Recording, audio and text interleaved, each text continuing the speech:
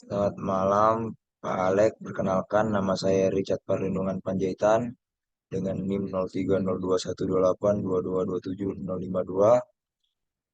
Saya akan melakukan presentasi tentang petunjuk teknis keselamatan bahan peledak dan peledakan pada kegiatan usaha pertambangan, mineral dan batu bara, Kep Dirjen Minerba KSDM nomor 309 K/30/DJB/2018.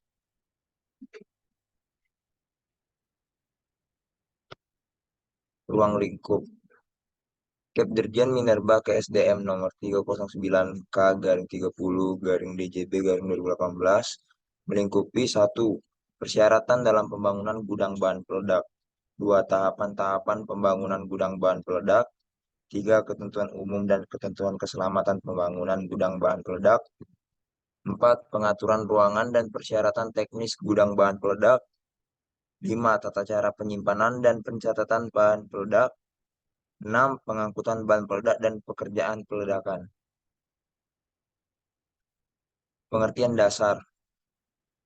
Bahan peledak adalah senyawa kimia dalam bentuk padat, cair, gas, atau campurannya yang terkena panas, benturan, gesekan, atau ledakan mengalami reaksi kimia eksternal sehingga menghasilkan reaksi yang berbentuk gas disertai suhu dan tekanan yang sangat tinggi.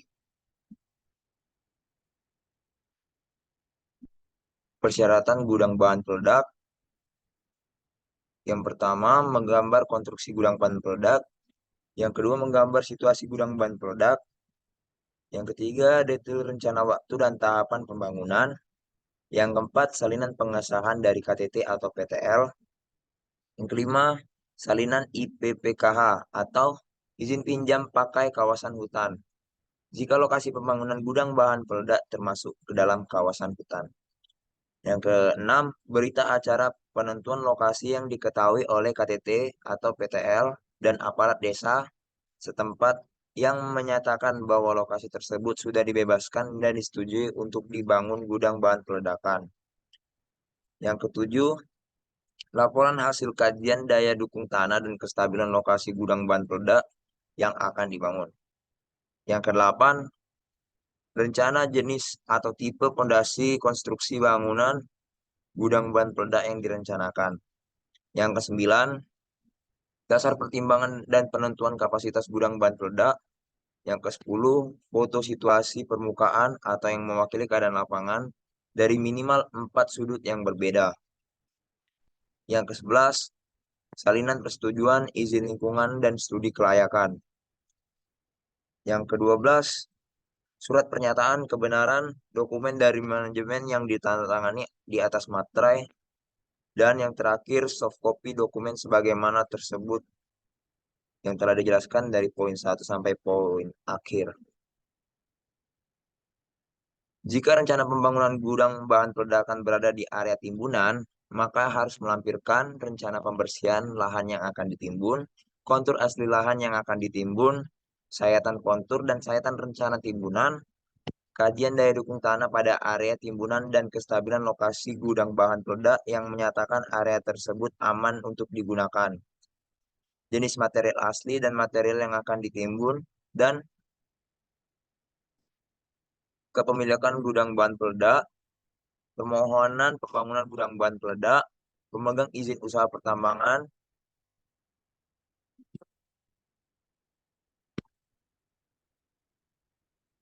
Kepala Dinas atas nama KAIT akan menugaskan Inspektur Tambang melakukan pemeriksaan kondisi fisik dan peralatan keselamatan gudang bahan peledak. Pemegang IUP eksplorasi atau IUPK eksplorasi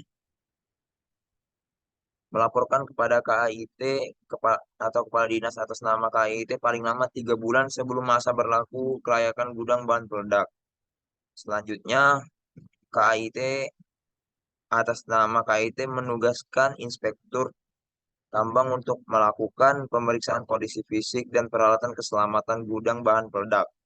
Dari hasil pemeriksaan tersebut dibuat berita acara pengujian kelayakan atau pemeriksaan kondisi fisik serta kelengkapan peralatan keselamatan kerja gudang bahan peledak. Selanjutnya, tahapan pembangunan gudang bahan peledak. Jangka waktu kelayakan gudang bahan peledak perlu kita perhatikan. Yang kedelapan, khusus bahan ramuan bahan peledak yang diangkut menggunakan unit pengangkut berbentuk tangki, maka unit pengangkut harus memenuhi persyaratan yang antara lain kekuatan material, konstruksi bangunan tangki, sistem pengereman dan beban pemuatan pada unit pengangkut, posisi penempatan knalpot atau muffler, melakukan pengujian kelayakan tangki dan instalasinya, dan melakukan pengujian kelayakan sebagaimana yang dimaksud di dalam huruf E dilakukan secara berkala selama 2 tahun. Ketentuan umum dan keselamatan pembangunan gudang bahan peledak. Yang pertama, pembangunan gudang bahan peledak. Gudang bahan peledak di permukaan tanah harus memenuhi jarak aman tertentu yang jauh dari lingkungan. Yang kedua, apabila 2 atau lebih gudang berada pada satu lokasi, maka setiap gudang harus memenuhi jarak aman minimum. Yang ketiga, apabila 2 atau lebih gudang jaraknya tidak memenuhi ketentuan, maka akan diberlakukan secara keseluruhan bahan peledak disimpan dalam satu kesatuan atau kelompok yang sama. Yang keempat, jika terdapat dari satu bangunan untuk bahan peledak yang sejenis, maka harus dipisahkan oleh tanggul pengaman dan jarak antar tanggul dengan dinding gudang minimal 2 meter. Yang kedua, keselamatan gudang bahan peledak yang perlu kita perhatikan.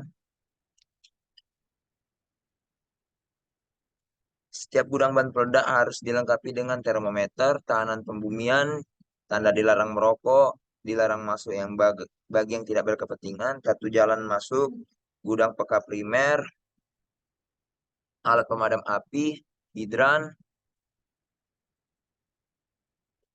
dan lain-lain. Pengaturan ruangan dan persyaratan teknis. Pengaturan ruangan. Yang pertama, gudang harus berbentuk bangunan untuk menyimpan bahan peledak peka detonator dari 2 ruangan, yaitu ruangan belakang dan ruangan depan. Di ruangan belakang tidak boleh langsung berhadapan dengan pintu ruangan depan. Ruangan gudang bahan peledak dari jenis lainnya dapat terdiri dari satu ruangan. Gudang di bawah tanah harus memenuhi persyaratan sebagai berikut. Yang pertama, kering dan datar. Yang kedua, jalan masuk mempunyai satu pintu yang kuat dan dilengkapi dengan kunci yang dapat digembok. Yang ketiga, mempunyai 2 ruangan yang dihubungkan dengan pintu yang dapat dikunci dan digembok yang terdiri atas. Ruang depan di dekat pintu masuk digunakan untuk penerimaan dan pengeluaran atau pengambilan bahan peledak, serta memeriksa dan menghitung bahan peledak yang akan dipakai. Ruangan ini harus dilengkapi dengan loket atau meja dan buku catatan bahan peledak. Dan ruang belakang harus cukup luas dan hanya digunakan untuk menyimpan bahan peledak. Pengaturan ruangan dan persyaratan teknis. Persyaratan teknis gudang bahan peledak di permukaan. Gudang sementara terdiri atas gudang bahan peledak peka detonator, gudang bahan peledak peka primer, gudang berbentuk bangunan, gudang berbentuk kontainer, dan yang terakhir gudang bahan ramuan. Gudang berbentuk bangunan, gudang berbentuk kontainer, gudang bahan peledak peka detonator, berbentuk bangunan dan kontainer.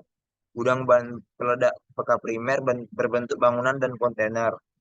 Gudang bahan ramuan berbentuk bangunan dan tangki. Gudang transit berbentuk bangunan dan kontainer. Persyaratan teknis gudang bahan peledak di bawah tanah.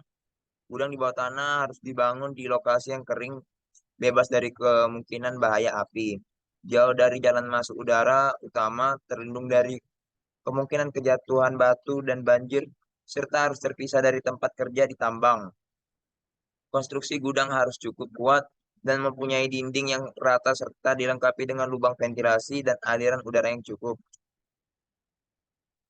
Tata cara penyimpanan dan pencatatan bahan peledak. Tata cara penyimpanan bahan peledak peka detonator. Tetap dalam tetap dalam kemasan aslinya, diletakkan di atas bangku dengan tinggi paling kurang 30 cm dari lantai gudang dengan ketentuan tinggi tumpukan paling tinggi 180 cm. Jarak antara tumpukan berikutnya paling kurang 30 cm. Harus tersedia ruang bebas antara tumpukan dengan dinding gudang paling kurang 30 cm. Apabila disimpan dalam gudang berbentuk kontainer bahan peledak bekas detonator, maka harus ditumpuk dengan baik sehingga udara dapat mengalir. Kapasitas penyimpanan paling banyak 4.000 kg. Yang kedua, penyimpanan bahan peledak bekas primer. Temperatur di dalam ruangan bahan peledak bekas primer maksimal 55 derajat Celcius. Yang ketiga, penyimpanan bahan ramuan. Temperatur ruangan bahan ramuan bahan peledak maksimal 55 derajat Celcius. Penyimpanan detonator. Persediaan detonator harus seimbang dengan jumlah persediaan bahan peledak. Detonator harus disimpan terpisah dengan bahan peledak lainnya dalam gudang bahan peledak dan dilarang menyimpan detonator bersama-sama dengan bahan peledak lainnya. Penyimpanan di bawah tanah. Bahan peledak di bawah tanah harus disimpan di dalam gudang bahan peledak. Gudang bahan peledak bawah tanah hanya dapat dipergunakan untuk menyimpan bahan peledak untuk pemakaian paling lama 2 hari 2 malam yang jumlahnya paling banyak 5.000 kg.